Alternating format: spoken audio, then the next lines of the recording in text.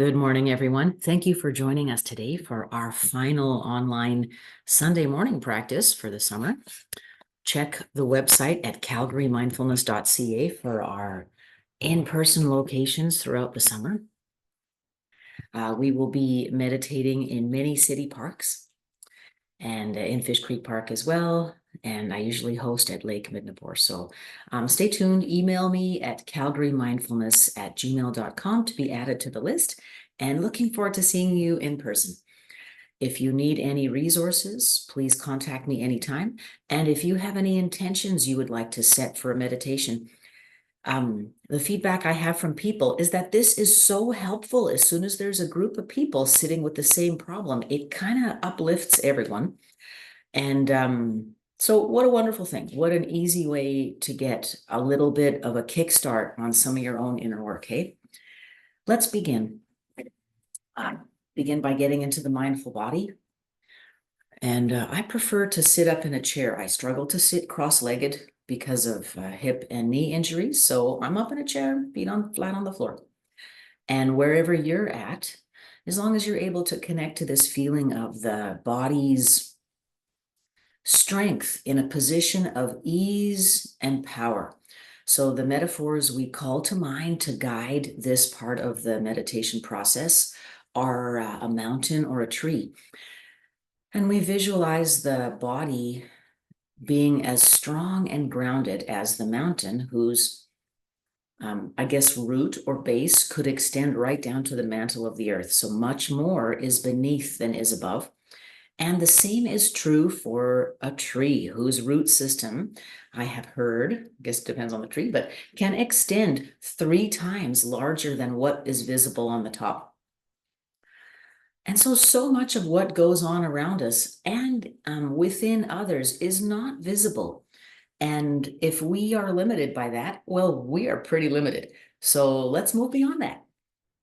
And how wonderful it is to see past that, to feel past that. How freeing. I was in a conversation with a friend recently, and at some point I had brought up the idea that the body is meaningless. The body is meaningless.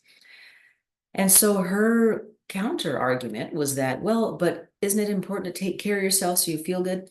And yeah, absolutely. So by the body being meaningless, I didn't mean that you could treat the body like garbage. The body is our temple. It's our little bag for doing the work of God in the world, for giving and receiving love and forgiveness. So body has a very important function. But in terms of being the determiner of meaning, the quality of someone's character, the body has no relevance. We can't judge people based on what they look like. Or if we are a person who determines our relationships based on needing people to look a certain way, well, you're doomed to have shallow, short relationships.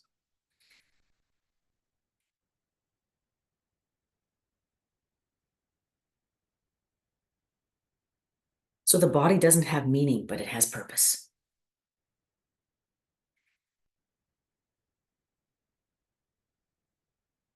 And the body is a tool as well. And right now it is an important tool, an anchor for us to guide us in practice. Noticing our feet planted flat on the floor, or your sits bones if you're seated on a mat or cushion or blanket, or if you're lying down in bed.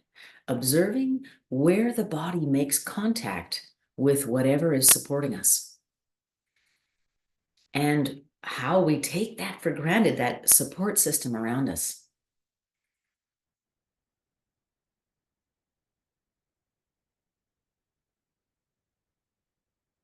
I happen to be sitting in a chair that I've inherited from my aunt who passed away, Ziza Rafina, in 2014. So she probably bought this dining room chair, just lean forward so you can see a little bit, in, early 1950s, maybe 1952. Who made it? Where's it from? Where's the tree that it was made from, right? This has a long history on this planet. And there's work and love and time and energy and a whole lot of butts that have been in this chair. And what a great history that I'm completely oblivious to most of the time. And just how wonderful it is to sit in gratitude and wonder on this strange little topic just for a moment.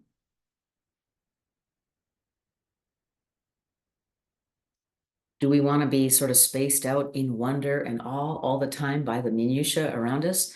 We can't, of course, but we do want to be open-hearted and noticing little things like that. It trains us to be open-hearted as a reflex, to appreciate instead of criticize as a reflex. Isn't that a wonderful way to be?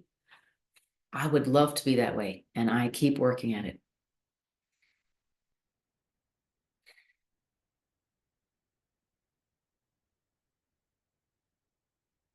And just breathing deeply. Let's extend our awareness from the feet up through the legs, all the while filled with gratitude and compassion for this perfect, imperfect body. This is our final practice on aligning with unconditional love. And yes, we are focused on the body. Isn't that wonderful? Just appreciating this perfect, imperfect bag that carries us around, that has such an important purpose.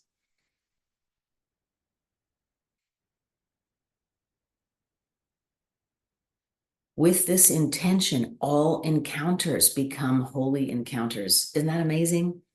Everyone we interact with, up close in my space or far away, like strangers in traffic, other people in the line at the grocery store, they are all holy encounters because they give us an opportunity to practice sharing love and forgiveness. Important job, important work, important tests.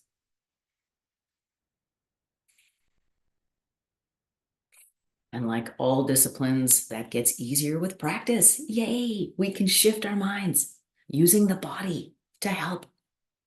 Thank you,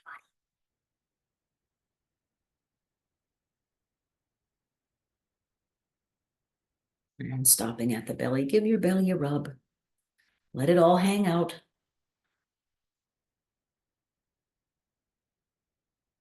And as we hold the bellies, me in middle age, I'm collecting a little more around the middle than I had younger. And I think, ooh, and just let go of that. Let go of the need to criticize and shame and fit ourselves into a box. Inhaling and exhaling deeply. Noticing any thoughts of shame, self-disgust that arise. Sometimes girls, especially girls that I teach, will talk to me about how they feel about their bodies. They're disgusted. They're hideous. When they look in the mirror, it is so painful to hear a person speak that way about his or her body. And so let's treat our bodies the way a mother, a loving mother, treats a precious infant, with care and gratitude and compassion and wonder. So as we hold our bellies, coming back to the breath, inhaling deeply in and out, just fill ourselves with that wonder and gratitude for this perfect, imperfect vehicle that has a very important job for a short time, right? We got a short time to get it done.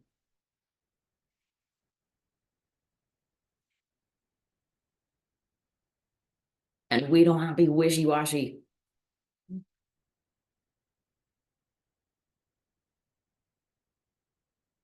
Expanding our sense of compassion and gratitude for the body. Noticing not just our imperfections, but our beauty.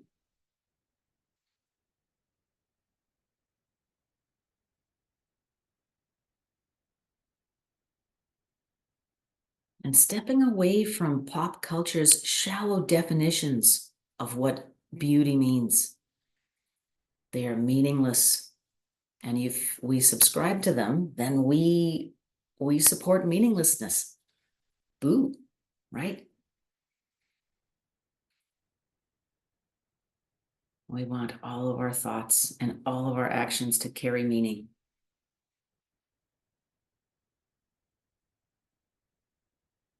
What's the meaning? This body is a vehicle for delivering unconditional love and forgiveness to those close to me and those far from me.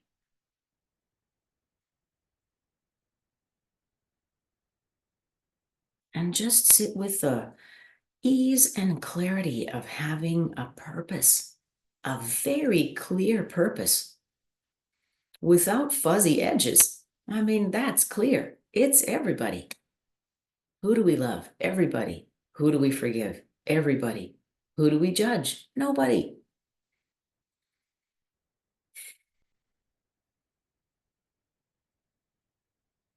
Judge as unworthy of unconditional love and forgiveness. So that's the key thing there.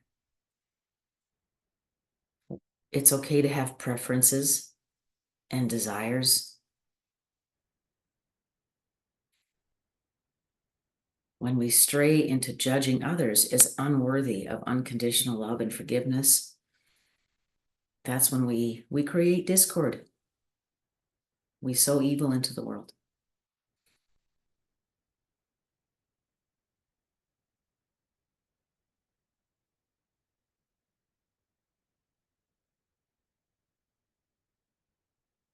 And stretching our awareness up to the heart. Let's spend a couple moments with the heart. And just taking several deep breaths to open up this area of the body with our focus and attention. Noticing the rise and fall of the hand over the heart. Noticing if it feels heavy to lay your hand on your heart.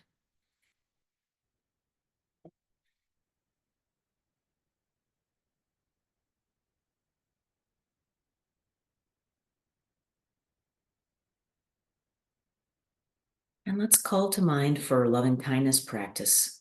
Someone could be here or passed on, person, pet, that we just love. Calling that special loved one to mind and sitting with the memory of their presence, of their essence. And silently, let's share with ourselves 7 things we love about our loved one.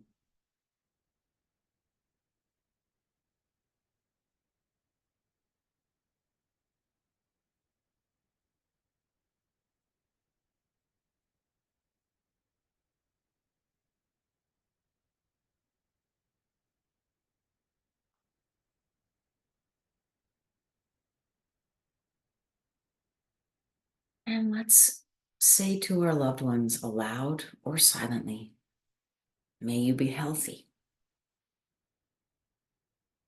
May you be happy.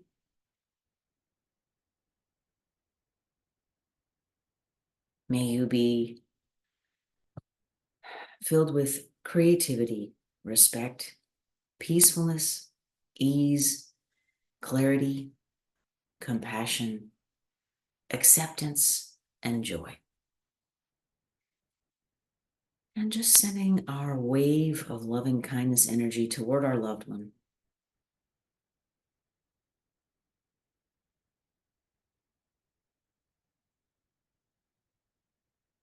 Noticing how wonderful it feels to give the gift of our attention and our kindness and our love.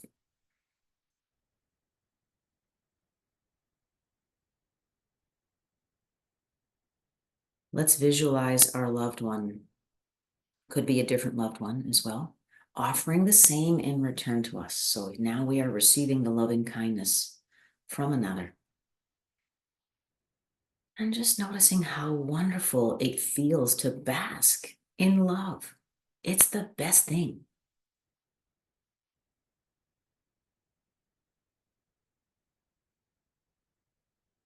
Imagine your circle of loved ones washing us over in a wave of good wishes for abundance, clarity, ease, sincerity, respect, wisdom, open-heartedness, quick to let go of anger and resentment, easy to align with the flow of love and kindness, positive thinking.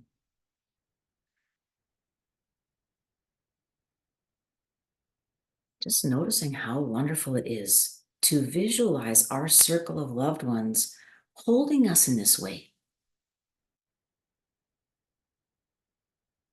And yes, they do. That's what having a circle of loved ones feels. That's how we feel about our loved ones. We want this for them.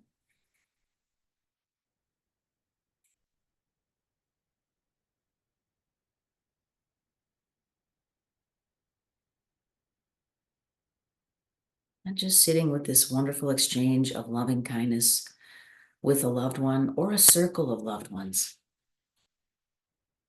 I'm called to visualize my entire community of people sending me support and love, praying that I will align with wisdom and ease and clarity and prosperity and abundance as I pray for them. And just how wonderful it is to know that so much of our important work in helping others can be done in the invisible like this.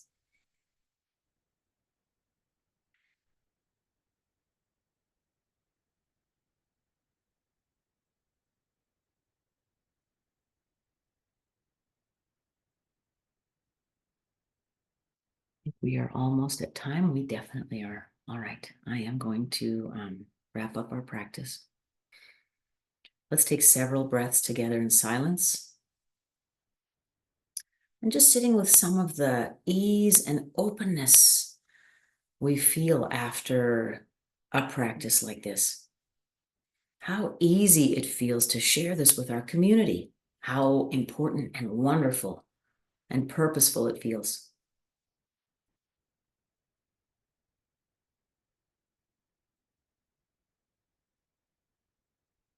Committing to come back to this place as much as we can, several times through the day.